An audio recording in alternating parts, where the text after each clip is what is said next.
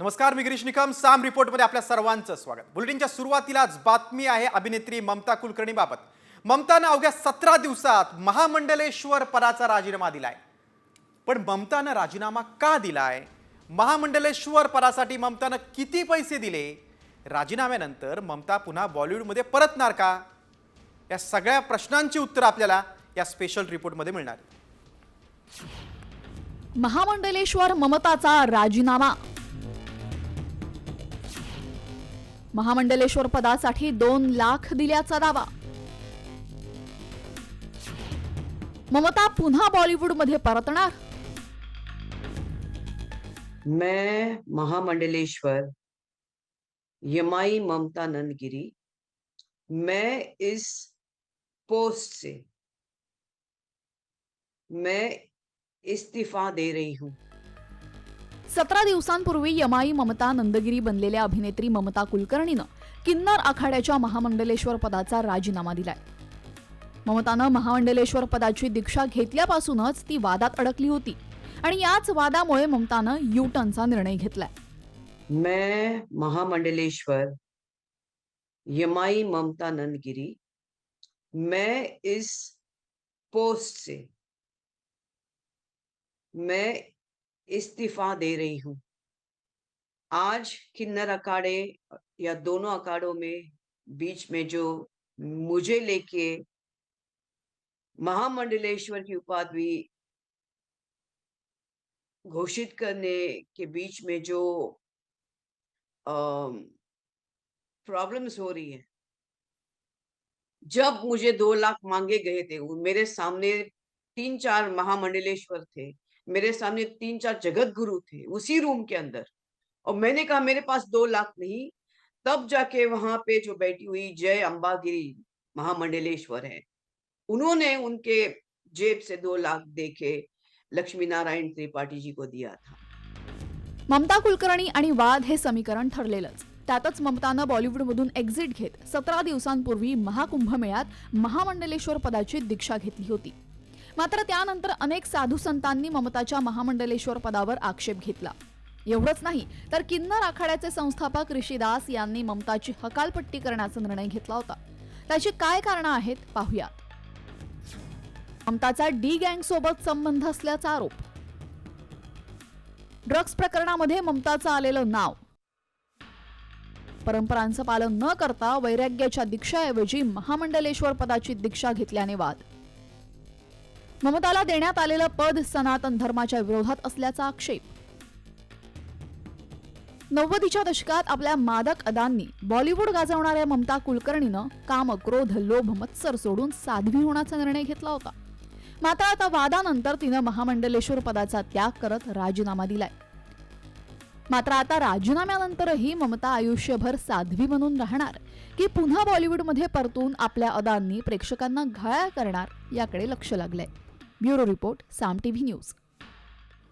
ममतानंतर पुढची बातमी आहे यूट्यूबर रणवीरची. यूट्यूबर आणि कंटेंट क्रिएटर रणवीर अलाहाबादिया आणि समय रैना यांच्या अडचणीत वाढ होण्याची शक्यता आहे. इंडियाज गॉट लेटंट शोमध्ये सहभागी झालेल्या रणवीर अलाहाबादिया आणि समय रैना यांनी वादग्रस्त वक्तव्य केलं होतं. या वक्तव्याप्रकरणी आता रणवीर अलाहाबादिया आणि समय यांची पोलिसांकडून चौकशी सुरू झाली आहे. दरम्यान अश्लीलता पसरवणाऱ्यांवर कारवाई केली जाईल असं मुख्यमंत्र्यांनी स्पष्ट केलं. देखिए, मुझे भी इसकी जानकारी मिली है. मैंने अभी तक उसको फर्स्ट हैंड देखा नहीं है, लेकिन बहुत भद्दे तरीके से कुछ चीज़ों को कहा गया है, प्रेजेंट किया गया है, ऐसा मुझे भी पता चला है, जो बिल्कुल गलत है. फ्रीडम ऑफ स्पीच सभी को है, लेकिन हमारी फ्रीडम वहाँ समाप्त हो जाती है जब हम किसी और के फ्रीडम पर इंक्रोच करते हैं, और इस प्रकार का इंक्रोचमेंट ये ठीक नहीं है. मुझे ऐसा लगता है कि अभिव्यक्ति इसकी भी कोई मर्यादाएं है. हमारे समाज में हमने अश्लीलता के भी कुछ नियम तैयार किए हैं. अगर उनको कोई पार करता है तो ये बहुत गलत बात है. अगर ऐसी कोई बात होती है तो उसके ऊपर कार्रवाई होनी चाहिए. पुढची बातमी आहे रणवीरच्या माफीनाम्याची. यूट्यूबर रणवीर अलाहाबादी यांनी आता वादग्रस्त विधान प्रकरणी माफी मागितलेली आहे. इंडियाज गॉट लेटंट शोमध्ये जज असलेल्या अलाहाबादी यानं वादग्रस्त वक्तव्य केलं होतं आणि आता टीकेनंतर त्यांनी माफी मागितली.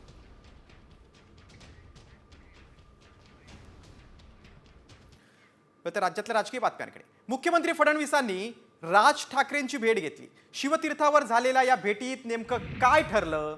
राज ठाकरे महापालिका निवडणुकीत कुणासोबत जाणार? महायुतीत आले तर कोण बाहेर पडणार? की ठाकरे बंधू एकत्र येणार? या सगळ्या मुद्द्यांचा उहापोहा या स्पेशल रिपोर्टमध्ये आहे.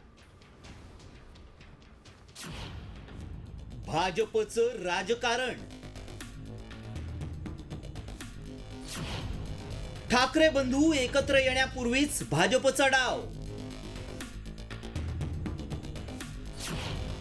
फडणवीस राजभेटीचं गुपित काय?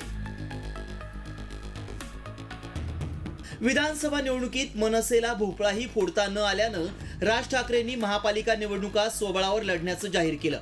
त्यामुळे भाजप अलर्ट मोडवर आलाय. तर मुख्यमंत्री देवेंद्र फडणवीसांनी थेट राज ठाकरेंची भेट घेतल्यानं चर्चांना उधाण आलंय.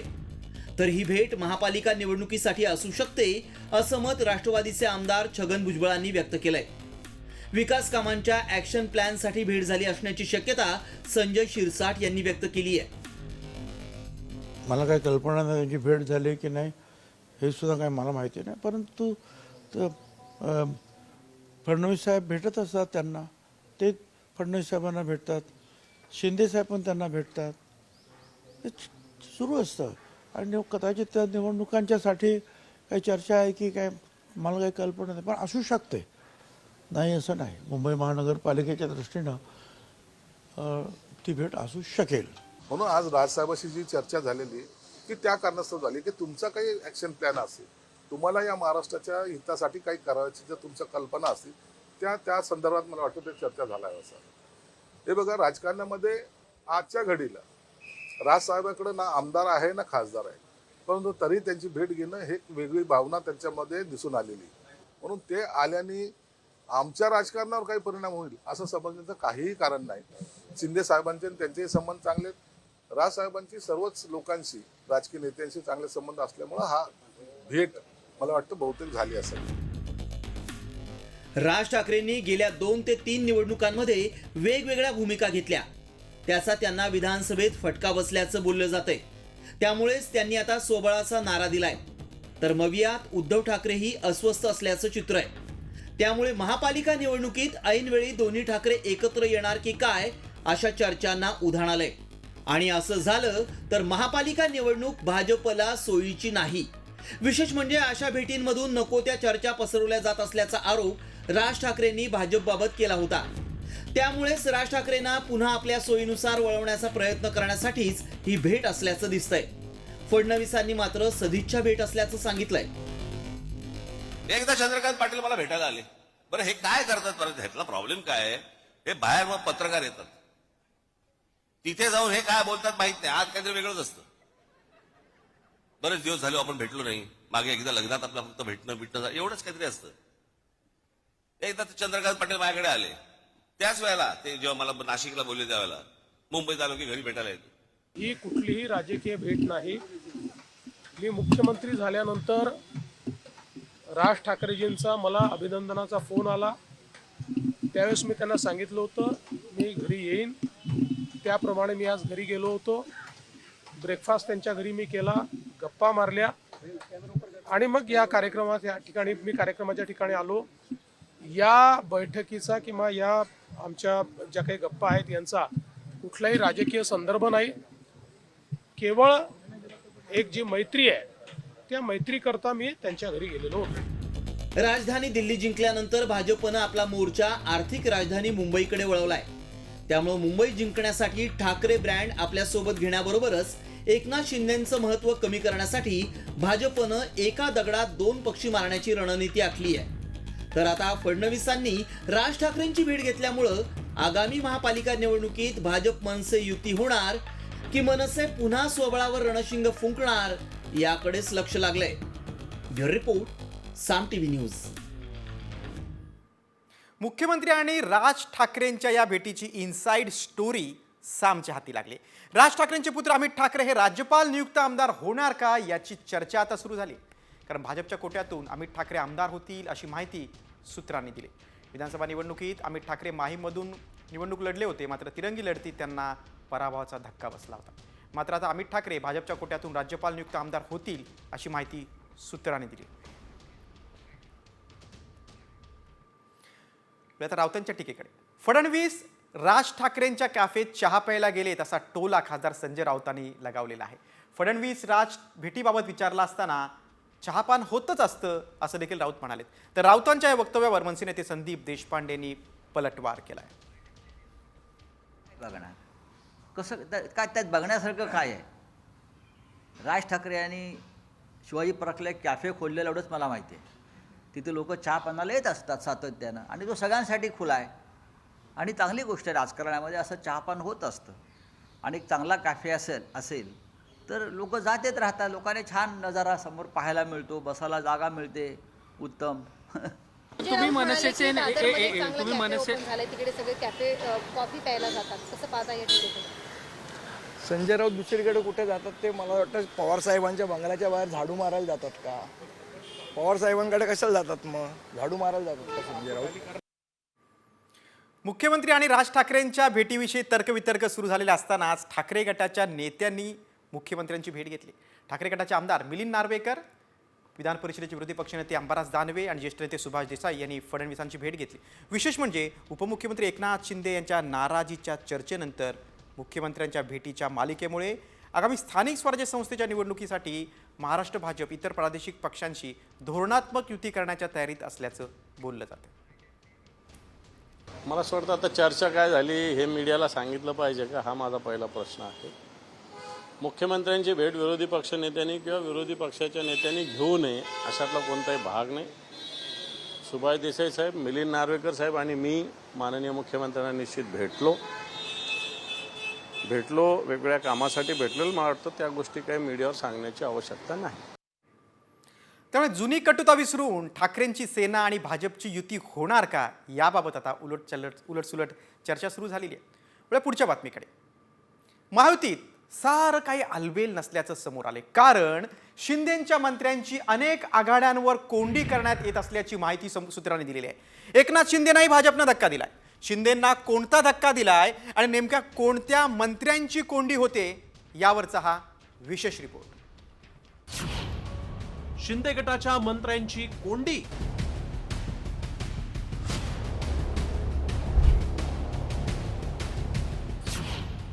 अधिकारी करतात मंत्र्यांना बायपास.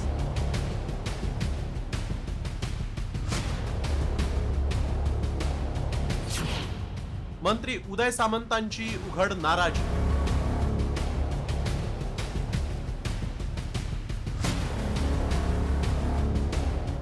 महायुती सरकारला 2 महिनेही उलटले नाहीत, तोच मंत्र्यांची नाराजी उफाळून आली. एकीकडे एकनाथ शिंदे नाराज असल्याची चर्चा रंगलेली असतानाच आता उद्योग मंत्री उदय सामंतांनी सरकारच्या कारभाराविषयी पत्र लिहून नाराजी व्यक्त केली. MIDC संदर्भातील निर्णय अधिकारी प्रशासकीय पातळीवर घेत असल्याचं सामंतांनी सांगितलंय. त्यांनी पत्रात नेमकं काय म्हटलंय ते पाहूया. मंत्र्यांना डावलून MIDC आणि उद्योग विभागाचे धोरणात्मक निर्णय. MIDCच्या पायाभूत सुविधांमध्ये अधिकाऱ्यांकडून परस्पर कपात. उद्योग विभागाच्या अनेक निर्णयांचं अधिकाऱ्यांकडून केंद्रीकरण. त्यांच्या वैयक्तिक पातळीवर घ्यावे किंवा न घ्यावे हा त्यांचा प्रश्न आहे, पण त्याची कल्पना मला द्यावी, जेणेकरून अशा पत्रकार परिषदा ज्यावेळी होत असतात त्यावेळी महाराष्ट्र शासनाच्या वतीनं उद्योग विभागाच्या वतीनं महाराष्ट्रातल्या उद्योजकांसाठी, MSMEसाठी, स्मॉल स्केलसाठी माझ्याकडे शिंदेसाहेबांच्या आशीर्वादानं अजून एक विभाग आहे मराठी भाषा. त्या मराठी उद्योजकांसाठी आम्ही काय केलंय हे बाळासाहेब भवनमधनं मी तुम्हाला सांगू शकतो. शिंदे गटाच्या मंत्र्यांच्या खात्याबाबत आदेश न निघणं, मंत्र्यांच्या फाईल्स अडवून धरल्याची चर्चा रंगली. एवढंच नाही तर मुख्यमंत्री कार्यालय शिंदे गटाला वारंवार धक्के देत असल्याचंही समोर आलं. ते नेमकं कसं पाहूया. ST बस भाडेतत्वावर घेण्याची निविदा रद्द करून पहिला धक्का. ST महामंडळ अध्यक्षपदी प्रशासकीय नियुक्ती करून सरनाईकांना झटका. आपत्ती व्यवस्थापन समितीत शिंदेंना डावलून दादांना झुकतं माप. मंत्र्यांचे PA आणि OSDंच्या नियुक्त्या रखडल्या. MIDC विभागात मंत्र्यांना बायपास करून अधिकाऱ्यांचे निर्णय. महायुतीला बहुमत मिळाल्यानंतर एकनाथ शिंदेंनी आपली महत्वाकांक्षा कायम ठेवत मुख्यमंत्री पदासाठी जोरदार फिल्डिंग लावली होती. त्यानंतर गृह खातं आणि पालकमंत्री पदावरून शिंदेंनी दबाव निर्माण करण्याचा प्रयत्न केला. त्यामुळेच सीएमओ कडून शिंदेंची कोंडी केली जातीये का याचीही चर्चा रंगली आहे. त्यामुळे एकनाथ शिंदे हे मुख्यमंत्री देवेंद्र फडणवीस यांच्याशी जुळवून घेऊन ही कोंडी फोडणार की महायुतीतील दरी आणखीन वाढत जाणार याकडेही लक्ष लागलंय. ब्युरो रिपोर्ट, साम टीव्ही न्यूज. इकडे शिंदेंच्या मंत्र्यांची कोंडी केली जाते, दुसरीकडे राज्य आपत्ती व्यवस्थापन समितीमधून एकनाथ शिंदेंना वगळण्यात आलंय. दुसरीकडे या नव्या समितीत उपमुख्यमंत्री आणि अर्थमंत्री अजित पवारांना मात्र स्थान देण्यात आलंय. त्याचबरोबर महसूल, मदत आणि पुनर्वसन, आपत्ती व्यवस्थापन तसंच आरोग्य मंत्र्यांचाही या समितीत समावेश आहे. मात्र या निर्णयामुळे राजकीय वर्तुळात मोठी चर्चा सुरू झाली. शिंदेंना समितीतून डावलण्याचा अर्थ राजकीय धक्का असल्याचं मानलं जातं. सर, आपत्ती विभागावरून आहे ते उपमुख्यमंत्री एकनाथ शिंदे यांचं नाव वगळलंय. काय आपत्ती विभाग जो आहे आपला आपत्ती व्यवस्थापन प्राधिकरण त्याच्यावरून जे आहे ते एकनाथ शिंदे यांना नाव वगळलंय अशा पद्धतीच्या चर्चा सुरू झालेल्या आहे. कसं होणार आहे, काय कोण कसं वगळणार आहे, काहीतरी तुम्ही नवीन नवीन बातम्या तयार करता, काही मॅन्युफॅक्चर करता बातम्या. समितीत असणार कदाचित शिंदे साहेबांनी मला आता थोडं दुसरं कामकाज करू द्या, संघटनात्मक बांधणी करण्यासाठी त्यांना पुरेसा वेळ हवाय म्हणून कदाचित ते त्या समितीत नसावे. नाही वगळलं काही नाही. मुळात ते खातच त्यांच्याकडे होतं म्हणून वगळायचा प्रश्न येत नाही. परंतु त्यांनी कदाचित ती मागणी केली असेल म्हणून ते तिथं काम करण्यास थोडंसं मागे हात त्यांनी केलेली आहे. इकडे एकनाथ शिंदेना वगळलंय तर दुसरीकडे आजच फडणवीसांनी राज ठाकरेंची भेट घेतली. त्यामुळे या राजकीय समीकरणांबाबत तर्कवितर्क लढवले जात आहेत. पुढची बातमी आता तानाजी सावंत यांच्याबाबत. माजी आरोग्यमंत्री तानाजी सावंत यांच्या मुलाचं अपहरण झाल्याची बातमी अगदी वाऱ्यासारखी पसरली. मात्र आपल्या मुलाचं अपहरण झालं नसून परदेशात जात असल्याचं तानाजी सावंत यांनी स्पष्ट केलंय. 68 लाख रुपये खर्चून सावंतांचा मुलगा बँकॉकला निघाला होता. ही माहिती सावंतांना कळताच त्यांनी केंद्रीय मंत्री मुरलीधर मोहोळ यांच्या सहकार्यानं खाजगी विमान परत बोलावलं आणि अंदमान निकोबारपर्यंत गेलेलं विमान चेन्नई विमानतळावर उतरवलं. 2 मित्रांसोबत ऋषिराज बँकॉकला निघाला होता. मात्र आता ऋषिराजला त्याच विमानानं पुण्याकडे आणलं जाते. दिवसातनं कमीत कमी 15 ते 20 फोन आमचे एकमेकाला होतात आणि त्याच्यामध्ये फोन आला नाही आणि अचानक हा एअरपोर्टवरती कशाला गेला, फडणवीस साहेबांना फोन केला. त्याच्यावरती इमर्जन्सी फास्ट ट्रॅकवरती मी त्याच्यावरती गेलो आणि आता कळलं की ते प्रायव्हेट चार्टरनं फ्लाय झालेले आहेत. आता कुठं लँड होतंय ते अजून they are also trying at their level best. आम्ही आमच्या पद्धतीने प्रयत्न करतोय. We are waiting the result. आता पुढच्या बातमीकडे. सरपंच संतोष देशमुख हत्या प्रकरणात आणखीन एक CCTV आता समोर आलेला आहे. या फुटेजमध्ये देशमुख यांची हत्या केल्यानंतर 6 आरोपी पळताना CCTVत चित्रित झालेत. हत्येनंतर धाराशिव जिल्ह्यातील वाशी येथे स्कॉर्पिओ गाडी सोडून आरोपी पसार झाले होते. यात कृष्णा आंधळ्याचा याचा देखील समावेश आहे. देशमुख यांचा मृतदेह मारहाण झाल्यानंतर केजजवळील शिवारात फेकून देण्यात आला होता आणि हत्या केल्यानंतर आरोपी पसार झाले. त्याचाच हा व्हिडिओ समोर आलाय.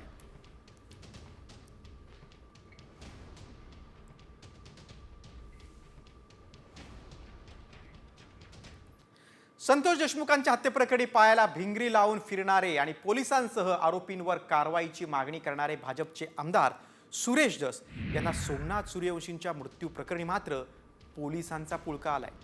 नेमकं काय म्हटलंय सुरेश धस यांनी? त्यांनी वादग्रस्त पोलिसांबाबत भूमिका का बदलली यावरचा हा विशेष रिपोर्ट. मोठ्या मनानं पोलिसांना माफ करा. सोमनाथच्या मृत्यूबाबत धसांची दुटप्पी भूमिका.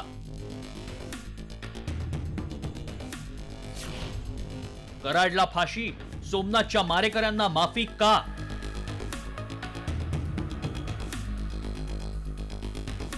सरपंच हत्येप्रकरणी आका आका म्हणत राज्यभर आरोपींना फाशी देण्याची मागणी करणारे भाजप आमदार सुरेश धस यांचा दुटप्पीपणा समोर आलाय. सोमनाथ सूर्यवंशीच्या हत्या प्रकरणात पोलिसांना मोठ्या मनानं माफ करा असं आवाहन भाजप आमदार सुरेश धसांनी केलंय. परभणीतील आंबेडकर अनुयायी सोमनाथ सूर्यवंशीचा न्यायालयीन कोठडीत मृत्यू झाला. पोलिसांच्या बेदम मारहाणीनं मृत्यू झाल्याचा आरोप करत आंबेडकरी संघटनांनी मुंबईला धडक देण्यासाठी लाँग मार्च काढला. मात्र नाशकात सुरेश धसांनी या आंदोलनात सहभाग घेतला आणि मोर्चाचा नाशिकमध्येच समारोप झाला. यावेळी केलेल्या भाषणात त्यांनी पोलिसांची कानउघडणी केली. त्यामुळे त्यांच्यावर गुन्हा दाखल करणं योग्य होणार नाही असं अजब विधान त्यांनी केलंय. फक्त पोलिसांच्या वरती गुन्हे दाखल करणे हे मला वाटतं संयुक्तिक होणार नाही. त्यांची मला वाटतं बऱ्यापैकी कान उघडणे आता डिपार्टमेंटने केलेली आहे. गुन्हेच दाखल व्हावे असं काही आग्रह धरू नये असं माझं मत आहे. संघर्ष न करता त्यांनाही एकदाच जसं काही गोष्टीमध्ये माफ केलं जातं मोकळ्या मनाने मोठ्या मनाने, तसं काही गोष्टी माफ करावं अशा प्रकारची या ठिकाणी विनंती करतो. धस यांच्या या विधानाचा राष्ट्रवादीचे आमदार जितेंद्र आव्हाडांनी समाचार घेतला. वाल्मिक कराडला एक न्याय आणि परभणी पोलिसांना वेगळा न्याय का? धस जातीचं राजकारण करत असल्याचा आरोप आव्हाडांनी केलाय. तर सोमनाथच्या आईनंही धसांबाबत नापसंतीच व्यक्त करत पोलिसांना माफ करायचं असल्यास सोमनाथला परत द्या अशी उद्विग्न मागणी केली आहे. माझा पोटचा गोळा गेलाय, मला रात्री मला चैन पडणं, मला लय फार ही चुकीचं बोलल्यात ही धस साहेब. हे चुकीचं बोलणं मी सहन करणार नाही आणि मला सहन होत नाही. आणि जरी सुरेश धस साहेबांनी जर ह्यांना माफ करायचं असलं तर माझं पोरग माझं लेकरू मला परत द्या आणि हे करा, तुम्ही बोलणं ही चालू करा. नंतर हे पोलीस लोकांना मोकळं सोडा आणि सोडून द्या. हे जे लॉजिक आहे, हे जे तर्क आहे, तार्किक आहे, काय त्याला म्हणतात ते, तर मग धनंजय मुंडेंना कशाला बोलायचं? मग वाल्मिक कराडला कशाला बोलायचं? त्यांनाही माफ करून टाका. एवढ्या मोठ्या मनाचे आहात तुम्ही तर. एकाला एक न्याय आणि दुसऱ्याला दुसरा न्याय नाही चालत जगामध्ये. ह्याच्यात पण तुम्हाला जात दिसते, आश्चर्य. बीडमधल्या सरपंच हत्या प्रकरणात आमदार सुरेश धस यांनी धनंजय मुंडेंच्या मंत्रिपदाचा राजीनामा मागितलाय. एवढंच नव्हे तर अटकेत असलेल्या वाल्मिक कराडला फासावर लटकवण्याची मागणी केली. गँग्ज ऑफ परळी म्हणत परळीच्या पोलिसांच्या कार्यक्षमतेवरही प्रश्न उपस्थित केले. आणि केवळ 150 किलोमीटर दूर असलेल्या परभणी पोलिसांचा मात्र धस यांना इतका पुळका का बरं आलाय असा संतप्त सवाल आता विचारला जातोय. ब्युरो रिपोर्ट, साम टीव्ही. दुसरीकडे अक्षय शिंदेची बाजू घेणारे जितेंद्र आव्हाड मोठे संत अशा शब्दात आमदार सुरेश धस यांनी आव्हाडांवर आता पलटवार केलाय. परभणीतून लॉंग मार्च निघाल्यानंतर आव्हाडांनी एकदा तरी संपर्क साधला का असा सवाल देखील धस यांनी विचारलाय. त्यांच्या बाबतीतला कनवाळा वगैरे दाखवण्याची काही गरज जितेंद्र आव्हाडांकडून नाही आणि संत वगैरे असा शब्द त्यांनी वापरलाय. अक्षय शिंदे आरोपी, त्याची वाहवा करणारे तुम्ही राष्ट्रीय संत असाल तर ती संतगिरी तुम्हालाच लखलाप. परंतु जितेंद्र आव्हाडांनी दुसऱ्याला विनाकारण फोकटचं शहाणपण शिकवण्याचे गप्पा करू नयेत.